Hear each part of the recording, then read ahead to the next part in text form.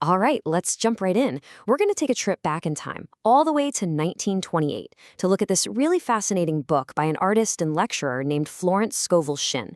Now, she put forth this pretty radical idea that the words we speak have this incredible creative power, a power to literally change the world around us. So let's just start with the big question, the one this whole thing is built on. I mean, what if your words weren't just sounds? What if they were actually a kind of magic wand, something you could use to totally transform your life? This is really Shinn's core idea, that our words aren't just for talking to people, for communication.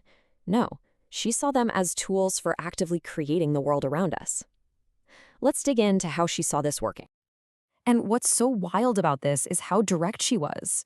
Back in 1928, she just comes right out and says that any person has the power to change an unhappy situation just by waving the wand of his word over it.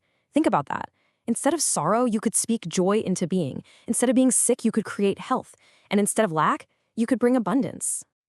So, okay, what did she really mean by this spoken word? Because, it's not just about idle chatter or complaining about your day. For Shinn, this was a very specific tool with a very, very specific job. And here's the key, right? The spoken word is the instrument we use to basically stamp a picture of what we want onto our subconscious mind. And once that picture is really impressed in there, she believed the subconscious just gets to work, building that reality in the outside world. And this quote, wow, it just nails her entire philosophy in a single sentence. She wasn't being metaphorical here, not at all. She literally believed our words are wands, filled with actual magic and real creative power. Okay, so if your word is a wand, then how do you use it, right? I mean, what's the instruction manual? Well, Shinn laid out a very specific method for putting this all into practice. Let's break down exactly how it works. All right, it's a three-step process. First, you have to choose your words really carefully. Words that paint this super sharp, vivid picture of your goal as if it's already done. Second, and this is interesting, you don't force it. You just let that idea flash into your mind. And third, and this is absolutely crucial, you have to act with faith. You actually start preparing for the thing you've asked for, showing the universe you know it's on its way. This leads to a really important distinction she made between hope and faith. She tells this great story about someone asking her why women who had hope chests, where they'd store things for a future marriage, often never got married. And her answer was brilliant. She said, because it's a hope chest, not a faith chest. See the difference? Hope looks forward, wishing for something that might happen. But faith knows it has already received it on a spiritual level, and it prepares for it. It's the huge difference between wishing and knowing. Now, to really get this, we have to look at the stories.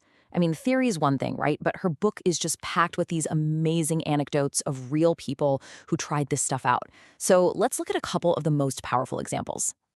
Okay, so first up, a story that starts with a pretty common problem. A woman comes to see Shinn because she needs what Shinn called a treatment for prosperity. Basically, she was broke. And I mean really broke. When she walked in, all she had to her name was $2. That's it. So Shinn gave her this very specific, very visual affirmation. She told her to see her purse as a magic purse and to say it was crammed, jammed with money. And get this, the woman's belief was so powerful and so immediate that she did something incredible. She performed an act of faith right then and there. She took one of her only $2 and gave it away. And the result? You're not going to believe this. A short time later, she received a totally unexpected gift of $6,000. For Shinn, this was proof positive. It was a direct result of her fearless faith and the power of her spoken word. Okay, here's another quick one. A man was trying to find his true purpose, his right work.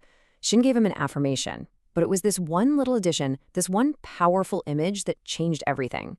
The idea that the door of destiny wasn't just open, it was nailed back.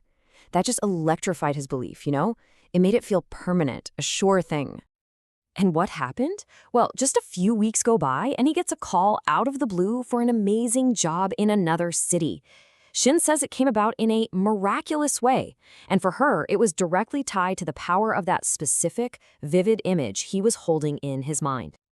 All right, so this brings us to the final piece of the puzzle, a concept Shinn called the divine design. And this is what really connects all these ideas to a bigger picture for every single one of us. She used this incredible metaphor. Think about it. Inside a tiny acorn is the perfect picture of a giant oak tree, right? Well, she taught that in the same way, the perfect pattern of your life already exists inside you. She called this the divine design, and it holds the blueprint for your perfect health, your wealth, your relationships, and your true self-expression. Her book is just filled with these powerful, declarative statements, these wands you can use.